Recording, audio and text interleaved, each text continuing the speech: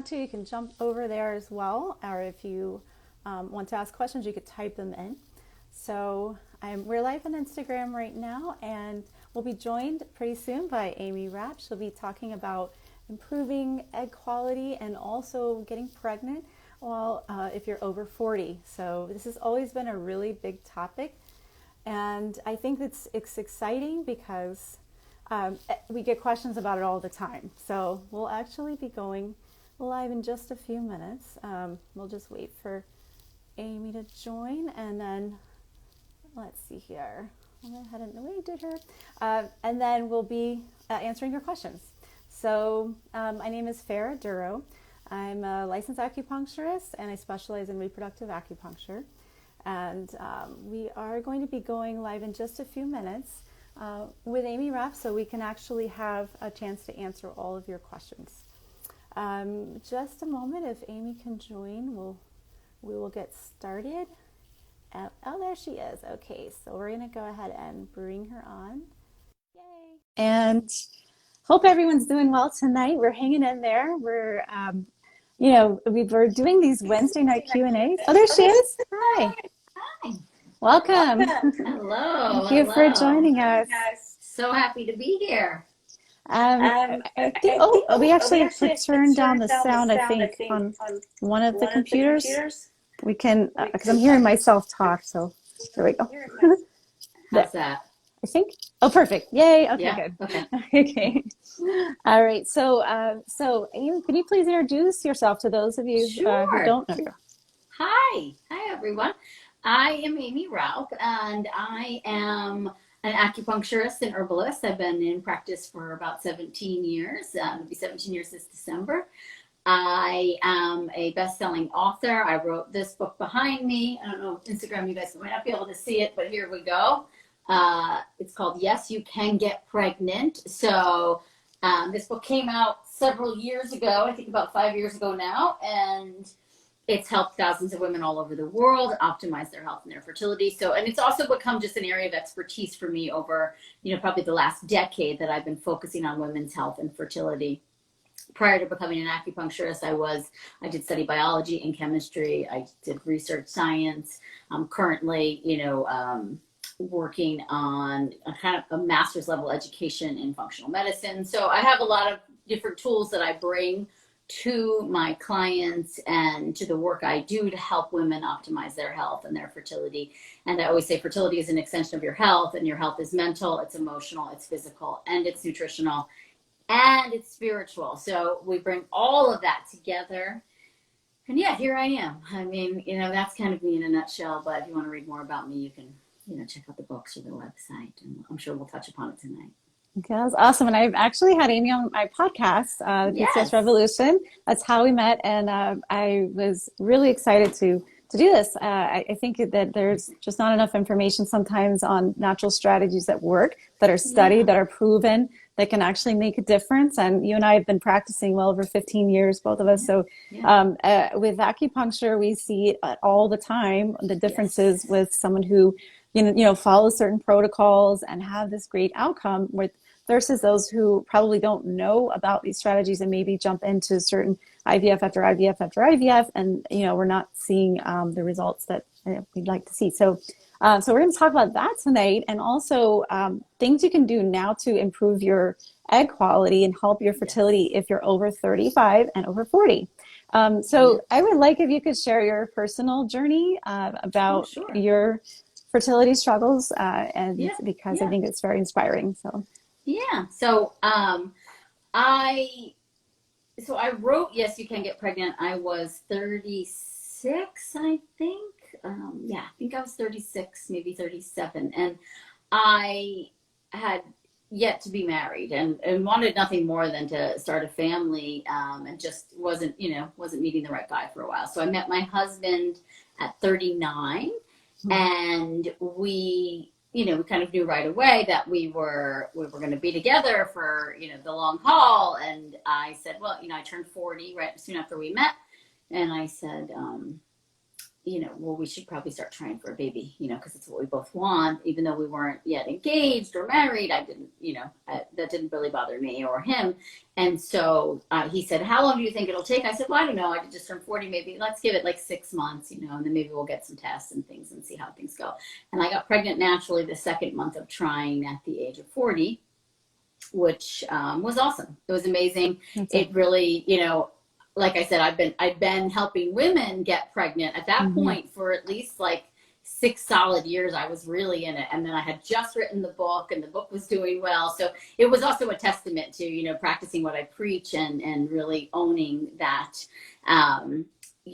part of it. And then, I went on to have a healthy pregnancy with James, and then we put trying for another child on hold. We just were going through our own challenges, and then I kind of came to terms with not having another child. But then last year, right before my 45th birthday, I got pregnant again, naturally, and all honesty, not actually trying, which I know for many women that are trying to conceive, that's the last thing you want to hear. But I share it honestly because I think it also speaks then to the work that I do. I unfortunately did miscarry at 10 weeks.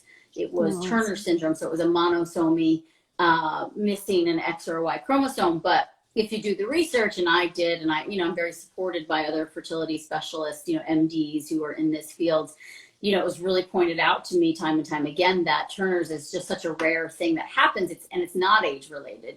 There's like a very slight uptick with age, but it's not an age-related issue. And so I've been encouraged, and we are in the process of trying to make another baby, and now I am 46, but I menstruate and ovulate regularly, and, I'm also at peace with whatever happens, to be honest. But it's fun, and I feel good about being public about it because, I'm new to your community, but my girls, like, we go deep and we share everything. And so it's just, to me, it's like, if I can't be honest and full of integrity, then I shouldn't be here. That's how I feel. But so, awesome. I practice what I preach, and I do believe in my health and my fertility, and I get to carry that through to all of the women I work with. And so, I don't think age is as much of a determining factor as health and vitality are, and that there's so much that you can do regardless of your numbers meaning your AMH or your FSH, for your quality of eggs. So quantity doesn't matter as much as quality. And there's data to support this, there's scientific research and data to support that we can improve egg quality. And I just think many women are unfortunately not exposed to that information or empowered in that sense to know that there's so much that they can do to optimize their health, which then will trickle down to their fertility. And obviously acupuncture and Chinese medicine, we practice an age-old medicine that, in our medicine, if women live in accordance with the Tao, which is the way of life, they should be able to conceive until their late 40s, right? And so that's much of what I'm sure both of us preach on a regular basis. Oh, that's wonderful. That's best of luck in your journey. Thanks. Yeah. And I think that is very inspiring too, to help with others that are going through this. I mean, this is the whole thing. So I'd like to kind of get into it now, because I know everybody's curious about hearing some of your tips. So yeah. So let's see, tip number 1. Tip number 1. So we do have, right, and for we'll post a link to it too. There is a free course that I'm launching that is all about the 7 ways to improve the quality of your eggs. And it launches on Sunday. And you're going to get a 35-page PDF along with 5 videos that cover 7 different tips.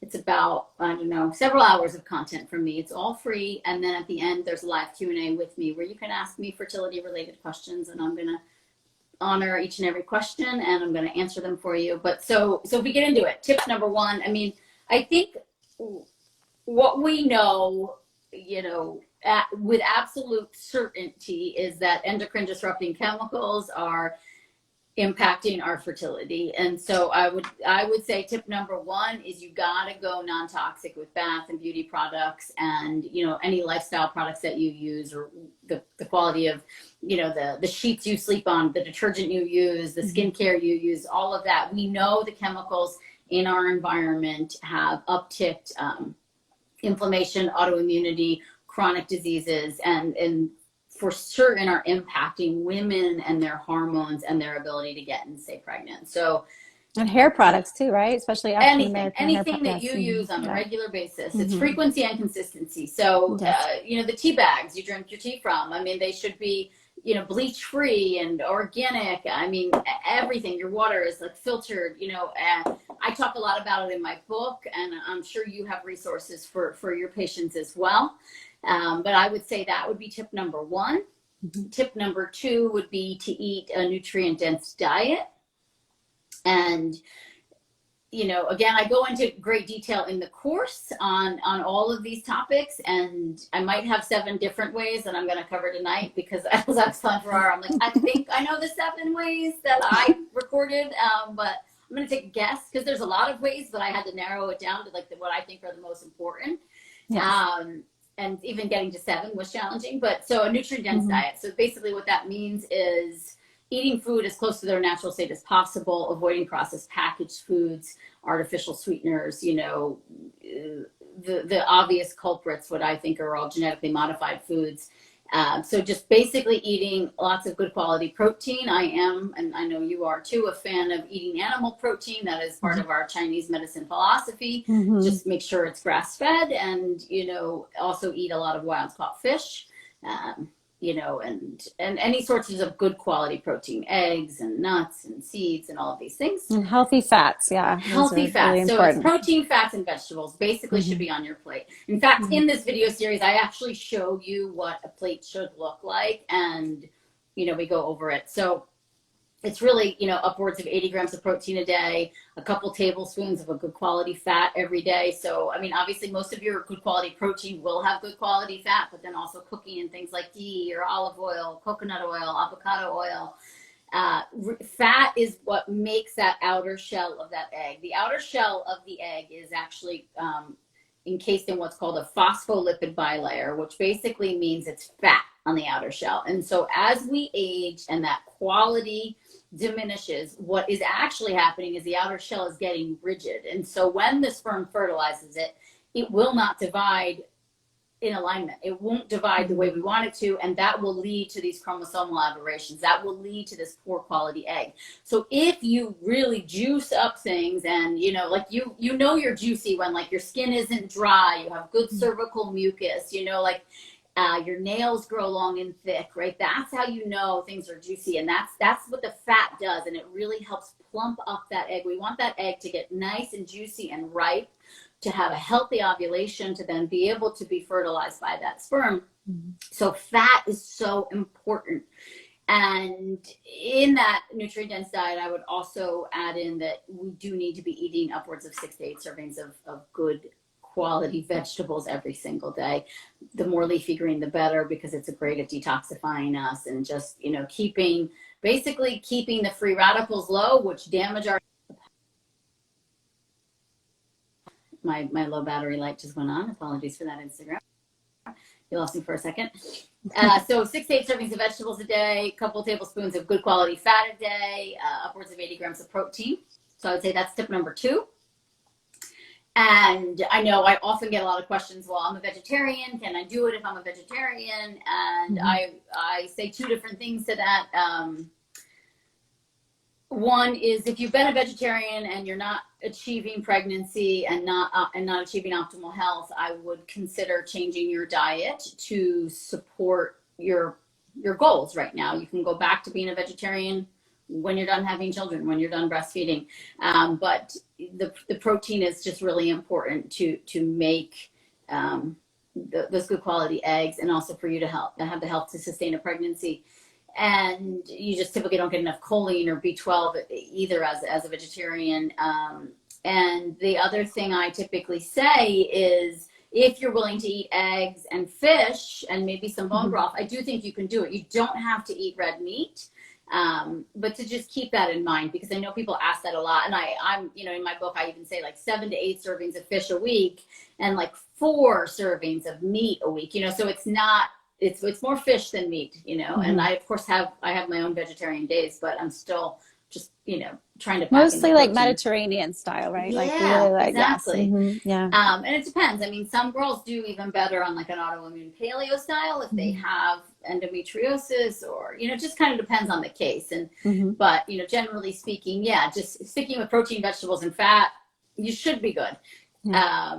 So I'd say tip number 3. Does anybody have any questions on that so far? So someone said I quality saw fats. quality fats, because people think they have a bad fats have a bad rap. No. Fat is so good for you. Yeah, That's you good got for your fat, girl. Come brain. on. It's good for your cholesterol. That's It's it. good for your egg quality. It's just good for your joints and your tendons and your ligaments, your skin, how you age. So quality fats are things like avocado, nuts, seeds, olive oil, ghee, coconut oil, those types of things. Think about that. Those are some of the best fats you can do. And then I would go into, let's see, what would tip number 3 be? Good quality supplements. We got a little bit of a question. Oh, yeah. Somebody couldn't get sound, but I wonder why. I think everybody is hearing us okay, hopefully, yeah. Okay, yeah, so that person, they asked for where the PDF is. This is a 35-page PDF that you put together. We put it in our bio. So if you're on Instagram, you can just click the bio link and you'll see it's like the first link. It's first or second link. I believe it's the first one. About PDF 7 that ways. goes with the video series? Yeah. Yes, Okay. 7 ways to improve ad quality, right? And that should be there. And then on Facebook, we also posted the link. If you guys are watching this on Facebook, and in the comments section, you'll see the Linktree link that will also link to the PDF and all the videos. They're free. So that Aimee's provided us very sweetly. The videos don't come out until the 18th, so just keep that in mind. But I know anybody who signs up, we also sent out the PDF today, so you could start preparing for, because it's an intense video series where I'm going to give you a lot of information. So we created the PDF so you could take notes and just dive in and learn as much as you can in these 5 videos, and then bring your questions to the live Q&A with me whenever that's happening. I think it's on the 23rd. Very cool. Is dairy really bad? It really depends on you. Everybody reacts differently to dairy. I do not think dairy is really bad if you don't have any digestive issues with dairy. If you eat dairy and you feel great from it, by all means, I would just say then it has to be organic and it has to be full fat. And if you have access to good raw dairy, then that's also another good option. Not a lot of people have that, but if you have access to that, that's another good option.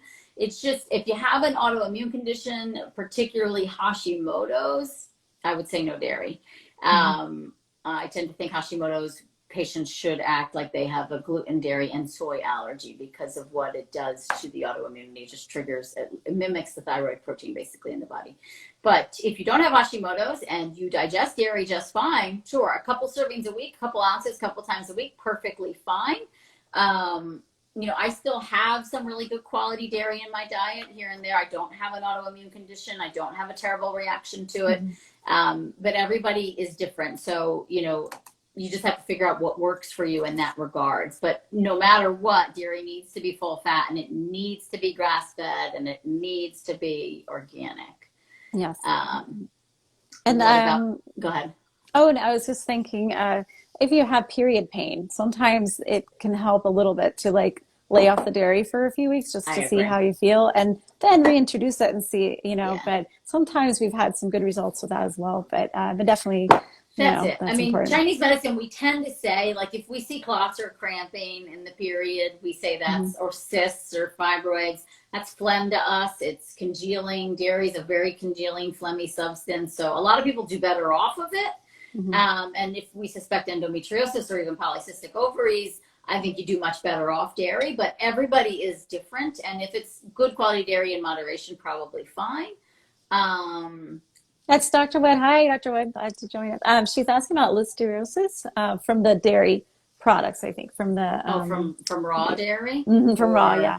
Yeah, I don't typically I don't have any raw dairy because I don't have access to it. I think the only people that and I'm not an expert on the raw dairy, but yeah, I would be concerned about it too, unless I lived like right near the farm and maybe didn't have to worry about travel time or potential contamination, things of that nature. So yeah, everybody has to make that choice on their own. Just saying, if you have access to good quality dairy, then potentially sure, but that's a risk that you need to be willing to take.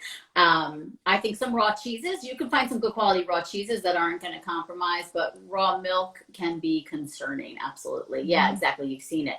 Yeah, I try not to, but I have some patients who have access or have farms, and it works great for them, and that works. You're in upstate New York, right? Or do you live in We're in upstate? Connecticut now, but Connecticut. yeah, I Oh, have okay. clients Yeah, in upstate New York, exactly. So cool. I have some farmer clients, and it works for them, but it's their dairy, their cows, they're doing it. That's great, but yeah, you have to be really, really careful. Okay. So thank you for that question, and it's good to point it out too. Okay, so we were going to, I think we did tip number 2, right? So number 1 is environmental toxins. Number 2 is diet. 3, I was saying good quality supplements. And so ideally in an ideal world, we would need supplements because our food would be such high quality and we'd be eating such good quality and our soil would be such good quality. But the truth is that it's not anymore. And so we do need some support, and I think you just have to pay attention to what kind of supplements you take. Look for fillers. A lot of supplements have genetically modified fillers in there, like soy and corn. You want to make sure you're not taking a prenatal that has folic acid, and rather you need something with methylfolate. So I think that's really something important. A lot of women, right, we see are taking, folic acid or any of these like fertility supplements that are out there and marketed specifically to this population. You really want to be careful because not all of them are the best quality supplements. And, I'm not going to name names by any means at this point, but just to be on top of where your supplements are coming from and what the ingredients are, what the fillers are, and by all means avoid folic acid. You need methylfolate, not folic acid, or folinic acid, but no folic acid. Definitely. It's important to know because some of the products are also having, they have heavy metals too. So some of the prenatals, yes, we won't name names, but they're really important. It's very concerning. Yeah. For the longest time, I never recommended a prenatal. I always just did spirulina as like nature's prenatal. That's how I saw it. But, now more and more with the MTHFR mutation and just how abundant it is and how compromised people are, I do think there are some good prenatals out there that have like choline and methylfolate and those kind of, you do need a little extra support. And I think fish oil too. Most people just don't consume enough fish, and fish oil is one of the best supplements to really reduce inflammation and optimize egg quality. Thorne is a good brand. Yes, it is. Mrs. Olivia I have a great Rose. prenatal. Yeah, that's a prenatal's a great one. Yeah. I love Thorne. Thorne's prenatal. I love Seeking Health prenatal. I have a list on my website of the ones I recommend. If you hop over to aimeeraupp.com, you can see that list over there. And let's see. So that was tip number 3, right? So toxins, diet, supplements. Tip number 4. Let's see. I'm just gonna wing it. What did I say to you before? Sleep. Super duper important. Would you recommend an omega-3 or just a fish oil? Yeah, just something with a good amount of omega-3s. It again depends on the person, and sometimes I look at the genetics to see if they can take and make omegas from seeds, or like flax seeds or evening primrose or borage versus fish oil. So it really depends on you and your makeup. I go with fish oil generally in my practice, and a couple thousand grams a day. It really depends on the case, but upwards of milligrams, 2 to 3 grams a day. And and again, no fish oil is created equal either. You really got to trust your brands and make sure everything's from wild caught and there's no fillers and no soy oil. A lot of these companies put soy oil in their freaking fish oil, their vitamin D. Yeah, quite a bit. Really, it's it works against you. So tip number 4, I would go with sleep. Sleep is super important.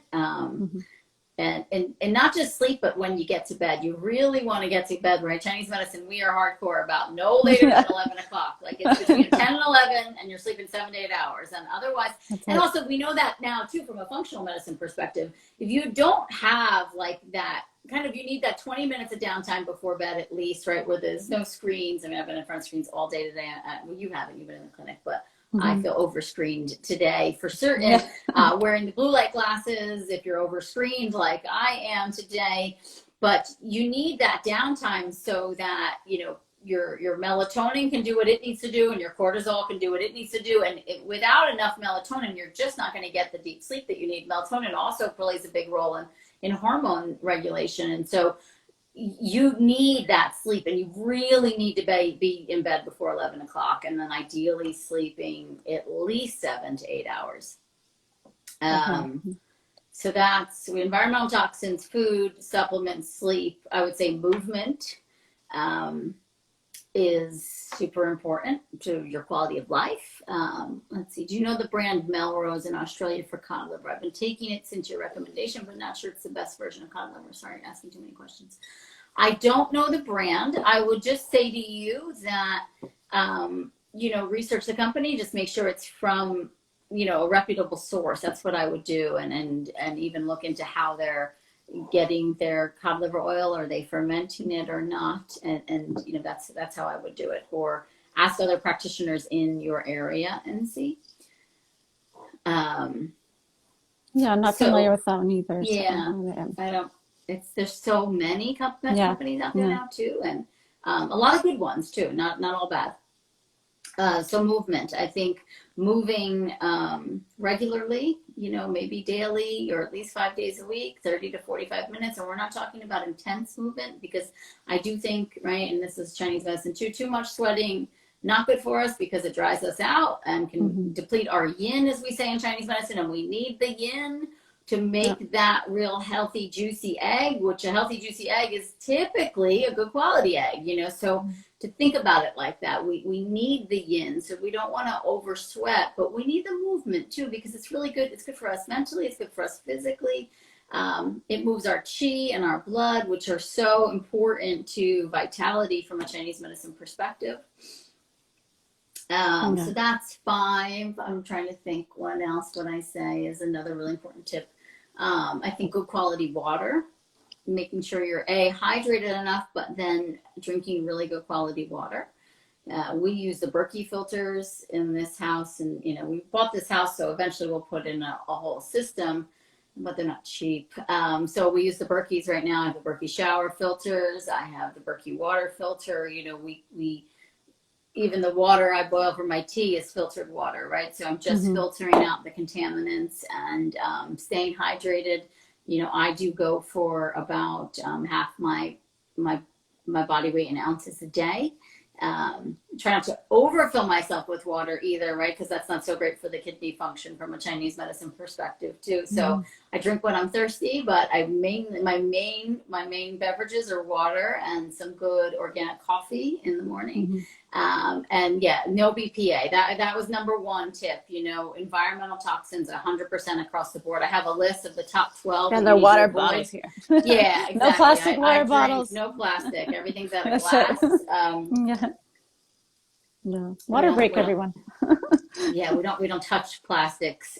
There's some very compelling research about BPA and mom's exposure when child is in utero and how it impacts child's health for the rest of their life, and actually child's fertility. It's research out of Yale. Dr. Hugh Taylor is behind the research, and it's BPA is a big one. Parabens are a big one. You know, there's so many, but I think there's a top 12 list. I mean, I have it in here. Let's see. Is that the EWG or is it? Yeah, you know, gosh, I guess I probably pulled it from EWG. That's a great site to go to. Yeah. Yeah, I love EWG.org. It's a great site. Let me see here. We're getting a Tetra Pak. Is it plastic? I'm not sure. Tetra Pak. I've heard of it. I think there's a plastic lining in there, but I'm pretty sure it's BPA free. However, they probably still leak some of the stuff. So I would just look and see. You do really want things that are metal or glass, ideally, right? So yeah, BPA, fragrance, sulfates, BHA, parabens, polyethylene glycol, phthalates, formaldehyde, toluene, talc, oxybenzone. I have 15 in this book. Aluminum, triclosan, and petrolatum. So anything that's like Vaseline or Aquaphor, guess what? No bueno. My mom said before, my son got a bloody nose before, and my mom's like, I think he's a little dry. Maybe some Vaseline up his nose. And I was like, I don't have Vaseline in this house. Like, we'll put olive oil up his nose. And he's like, you're not putting anything up my nose. That's sweet. Coconut oil. Yeah, I was like, olive oil or coconut. There's no Vaseline in this house, Mom. Like, I looked at her, I was like, crazy. She, God bless her. But that's fine. What about the Tetra Pak? Is it plastic? So yeah, BPA for certain. So I would say though, good quality water is just supremely important to nourish all of the cells in your body and to help detoxify. Again, like egg quality comes down to cellular health, right? It comes down to free radicals in your body. How many free radicals? The free radicals cause oxidation. That basically means it causes your body to rust or age before its time. And so the whole goal with all this talk about antioxidants, anti-inflammatory diet, all that's doing is actually trying to reduce the free radical load in your body, and that will thereby enhance cellular quality. And so when we're talking about improving egg quality, it's really just about improving quality of every single cell in your body. And when you do that, you will enhance the quality of the eggs in your ovaries. You'll enhance the quality of the uterine lining. You'll enhance the quality of the ovarian function. You'll enhance all the things, how your hormones, how your brain communicates with your ovaries. Like, all of the things will get better. And so that is how egg quality improves. There's all this research of like, oh, but if I just take acai berry, and it's like, sure, acai is a great powerhouse antioxidant. However, you can't out supplement a shitty diet or a shitty lifestyle, so you can take all the acai you want, but if you're still not paying attention to the toxins in your environment or the toxins in your brain, which will be tip number 7, then, you're contradicting what you're trying to do. And so, think about that from that global perspective. Somebody's asking what exercise is best. I just remember when hot yoga was a thing. So bad for fertility. Everyone's trying to do hot yoga and get pregnant. It's like, wait, they're 2 different things, guys. So please don't do hot yoga. No hot yoga. No. And not too much time in the sauna. Like, infrared saunas are great for detoxification, but if you're trying to get pregnant, sweating that much is not going to be a good thing. So any high intense exercise, basically. And I try to say, like, some of my girls love high intensity. I myself, I like a good run. I try not to run that long. I keep it no more than 12 miles a week. And if I were to do a high intensity workout, I wouldn't do more than 1 or 2 a week. And I would try to keep it just to my, the first phase of my cycle, not in my luteal phase, especially if I'm trying to conceive. So things that are good, I think walking, jogging, cycling, I've been kayaking. So if you have access to that, Pilates, yoga, that kind of stuff, even weight training, but where you're, the high intensity exercises are the worst. And then also exercising too much. A lot of people exercise like 60 minutes a day, every day. That's a lot. You're really burning up a lot of your energy. You want to think about it like fertility is an abundance. That's how we see it from Chinese medicine perspective. It's an overflow of qi and blood. It's your body saying, like, I got all this richness and goodness, and I got enough to make a baby with. And if you're, and that could also be unhealthy boundaries, which, we'll get into when we talk about the mindset thing. But if you're giving it all away, there's not much to make something with. So to think about that from an exercise perspective too.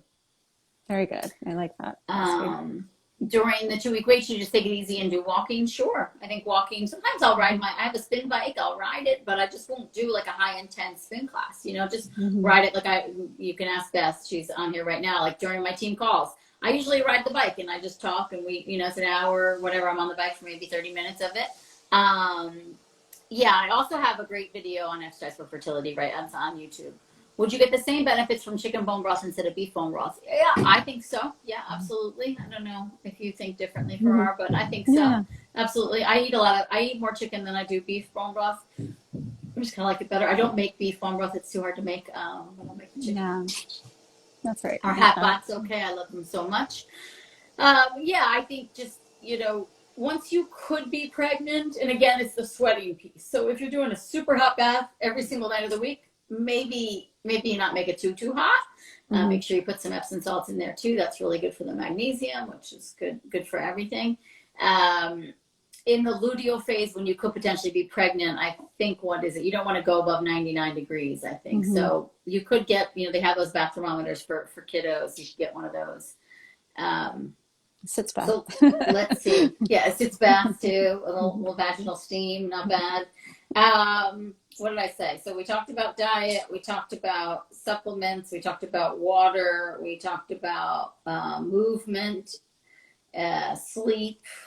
The supplements, did you make a list of them in your PDF, or the ones that you? There's a list. Yeah. So I don't want Go to give with all the the PDF. away because I want you to have the PDF. I also want you to have the video series and to get the Q&A with me. I think that's just super important. Oh, environmental toxins. So then I would say tip number 7, which is a really big tip. I should have, made it tips 5, 6, and 7. But how would I sum it up? I think be kind to yourself. Trust that where you are is where you're meant to be. Try finding joy in your life now, not when you get pregnant or when you have this child. So really tuning into the spiritual side of things. And like I said, fertility is an extension of health, and health is mental, and it's emotional, and it's physical, and it's nutritional, right? So it's this mental emotional piece, and I think you see it too, Farrar, is it's so much bigger than we let ourselves believe or understand. And if we want peace in your heart, we want joy in your heart, we want you to be let go of regret and grief and anger and be more. Sorry, my low battery. I might have to plug in a second, but that's okay. Ease and understanding and trusting the timing of your life. And the way I always talk to my students about it is, the tools I give you is about you being in the most prepared place to receive. And so then once you're in that space, it's, people are constantly looking and Googling, what more can I do? What other antioxidant can I take? How much CoQ10? And you want to throw 100 things at the wall and see what sticks. And I get that mentality. I absolutely do.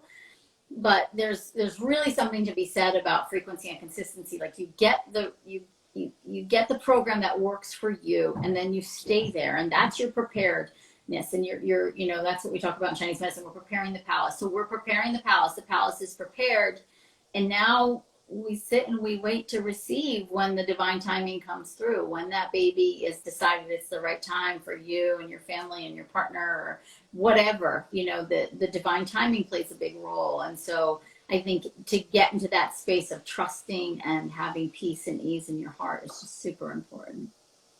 And I see any tips for preparing for a frozen embryo transfer, give a month to prepare. So, all of these things that we just talked about. And I would really get into the mindset piece around it too, to think about, mentally, emotionally, physically, am I ready to receive? Am I open? Visualization is great for this, keeping the child's palace or the uterus warm and cozy. So I think, a hot water bottle, acupuncture, movement, all the things we're really talking about. So important. Definitely. And this says, Mrs. Olivia Rose, I'm so glad I found you with all the information you provide. It's made this journey feel like I'm part of something and not the only one going through this. So thank you. You're so nice. Welcome. Thank you. That's so sweet. Yeah, and I think that's a big part of the mindset piece too. Is join forums like this and become part of a community. And even for me, sharing about my miscarriage, I think still a lot of people are like, oh God, or that I'm actually trying to get pregnant. I think people get nervous for me, which is, I think, really sweet and kind. But I do it because I really believe that sharing lifts the shame. And it also then allows me, when I share, it allows me to then receive other people's prayers and good wishes and love and light and all these things. And so surrounding yourself with a community of people who get you or who are on this path as well, and that does make you feel less shameful and less alone, because it sucks. It sucks to want something and not have it happening. Like that's the absolute truth, and everybody should own that. Don't try to stifle that or push it away. Like it does suck. And no one's trying to take that away from you, but there is a lot that you have power and control over. And so to just remember that. And don't give all your power away to the pain or the suffering or to your doctors or to the internet. Okay. Definitely. And there's even studies about group programs, Yep. like that women who actually were in group programs. At one year, we actually did a meditation circle. Yeah. So it was really cool. We would meet, I think it was like once every 2 weeks after the clinic was done. And we had about 8 women in this little meditation circle. All of them got pregnant. But not only that, everybody was supporting each other. So they all ended up like delivering around the same time. And their kids even got to know it. It was just really cool. And I was like, I wish that I could do that more, because I can't with the scheduling and all this now. But I mean, it was just such a great thing. And that's when I really clued into, like, this is so crucial. Yeah. And women do not have enough support. I mean, it's hard because your partner understands things to a certain extent, but they're not totally like going to understand, like, okay, this estrogen's whacking out my moods, like, just, I don't know. It's so good to have that. So I think your community is awesome because you provide like that support. You're going through this yourself and you're providing that support, and you've been through this, which I think is amazing. So the study comes out of Harvard Mind Body Institute. It's women in support groups get pregnant twice as fast as women who are not. And they repeated it, and they didn't do anything other than just put women, just like you did, like in a group together. I mean, now the groups are mainly virtual, but we have a secret group for my e-course, my Yes You Can Get Pregnant e-course, and it's one of the most beautiful things that I've ever been a part of, to watch the way these women from all over the world, many of whom will never physically meet, and they are just cheering each other on, and they are the best of friends, and it's and they really help each other. They really support each other in a way that I don't think others could unless they understood the journey. And even for me, until, it was quite easy for me, fertility, up until, like when I had this miscarriage, it was just like, oh my gosh, I was so surrounded and supported. It was just so therapeutic and helpful. It was amazing. Love your point about being in a place to receive. You just shifted my perspective. Well, you're welcome. Thank you. That is it too. It's like you get on the hamster wheel, right? And it's just like, I gotta get pregnant. Where's that positive pregnancy test? Did I ovulate? And you just forget about. I gotta eat all my greens, and I gotta take my castor oil. And you're like, wait, right? Why do I want this child? How am I creating a life for this in this space? And to really think about those things, like the why behind the pregnancy. Very. And some of your tips, do you apply them to the partner as well, or the 100%? 100%. I have even in Yes You Can Get Pregnant, I have the Healthy Daddy diet, and I think it's really important. And remember, like, it's not all on us, sperm health is really important. And so absolutely, I mean, in my home, my husband basically takes all the same supplements I take. I mean, we eat the same, I mean, he has his aberrations when he goes to like Jersey Mike's and gets his like sub, and that's fine, whatever. But he's entitled. He's a grown human. But yeah, absolutely, it applies to the partners, and I think though too, if you're in a partnership and living together, you make the changes for the house. So like all the soaps are a certain way, all the shampoos are a certain way, all the toothpaste, all the laundry detergent, the dishwasher detergent, like all that stuff. This is what's Aimee approved, and this is what's in the house. You know what I mean? And you control it. So you just doing that will severely cut down on the toxins. And then, the coffee's organic, and like, all the things, and we're cooking in butter, ghee, and it's all grass fed. And, so absolutely making those shifts. And then I do think additional supplements and, devices on their laps. And, we have like the pillow thing that protects the radiation. And, he's got the radiation chips on his phone because he puts it in his back pocket, all those things. Absolutely. Super important. And someone's asking about how to get connected. Well, we have Aimee's information she's talking about. It's in a link in our bio. If you click on that link, it's 7 tips for improving egg quality. And so that's kind of, I don't know. That's a great start, right? And any other, Yes. and of course, you can find you on your website and so many places, Facebook, Instagram. Yeah, Facebook, Instagram. I mean, like Dr. Farrar, I go live every week. We have a great community here on Instagram and on Facebook. The secret Facebook community I was talking about is part of a bigger program that we sell. It launches once a year, and so to get into that, you have to join the program. But for now, take advantage of the free course and the PDF that Dr. Farrar is linked to. I called you Dr. Farrar, right? You have your, isn't that funny? You have your doctor, right? In Chinese medicine, or I just call you a doctor? Yeah. Yeah. I just manifest something for you? Yeah. Acupuncture physician. Yeah. Yes, There we go. doctor. But yes. I like Dr. Farrar. I'm going to call you that from now on. But yeah, check out what she's posted, and then you get access to the free course and the Q&A with me, and then and you can even check out my community as well. Having a support Dr. team is so important. Yeah. She's actually, Dr. Wood is on this chat, and she and I do a Q&A every month. And we're having one next Wednesday as well. And she's just so knowledgeable also about the integrative approach she's a reproductive endocrinologist, a DO, and then she also works with a whole team at IVFMD that has nutritionists, and they've just really incorporated all the aspects that we mentioned as well. So good so job, that's great. Dr. Yeah. Ellen. Thank you, Dr. Wood. My middle name is Ellen, so I love that name. Good job. Thank you. Thank you for the work you do, because it's so important, and we could use more REs like you. Definitely. Absolutely. So if anyone else has any questions, please don't be shy. Go ahead and type them in the chat. And if you're on Facebook too, you can also type your questions in and we'll get to them. And please, please, please check out these tips. Pass them on to someone you know who might be struggling. This is so much more common than people realize. I mean, just unfortunately, it's now 1 in 4, I believe. 1 in 4 couples struggle. So it's really common. So I just think that you don't have to be embarrassed to speak out, to ask questions, things like that. That's how we get through this is to 100%. communicate.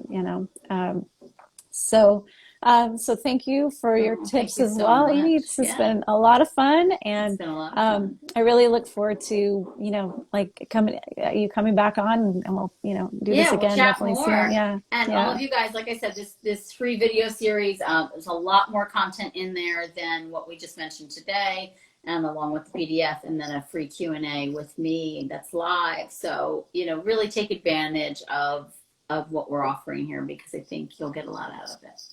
Thank you. And there's one more question. Filter? Yes, you saw that. The Berkey, Berkey. Okay. Yes. Let's see. But there's good ones out there, but I like the Berkey. I use charcoal filters. Berkey filter. I'm just typing it in the Facebook chat too. So there we go. You guys are welcome. Thank you so much. Thank you guys so much for joining us. Thank you, Aimee. And everybody take care of yourselves. And to all of my peoples in Alabama, we got through this hurricane. Yes. Okay, our family's safe. And so everyone who's struggling right now with the floods and all that, please stay safe. And we will get through this. Yes. We all will. It's like apocalyptic in the world right now. It's like the fires, the floods, the hurricanes. It's crazy. It's insane. So everybody hang in there. Yeah. We're going to get through this. We're all going to need some needles and meditation to get through this year. So yes. Thank you. All right. Thank you, everybody. Okay, bye, guys. Bye.